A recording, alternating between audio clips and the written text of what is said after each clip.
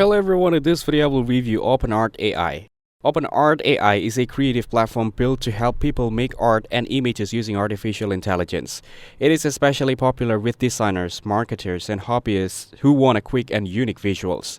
The platform provides access to many AI art models, including Stable Diffusion, which generates detailed pictures from text prompts. Users can create illustrations, logos, wallpapers, and even concept art without needing advanced design skills. The interface is simple and beginner-friendly, so anyone can start generating art in minutes. One of its strengths is customization, so you can fine-tune prompts, styles, and settings to get the exact look you want. OpenArt AI also allows users to explore and remix creations shared by the community, which inspires new ideas. It works well for personal projects, social media posts, or even business branding. The platform also offers features like bulk image generation and upscaling for higher quality results.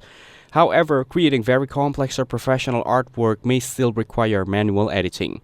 Some advanced tools and higher resolution options may only be available in paid plans. Even so, it is much cheaper and faster than hiring a professional artist for simple needs. The community support and shared gallery make it fun and engaging for users. Overall, OpenArt AI is a handy, creative, and accessible way to turn your ideas into visuals with the help of AI.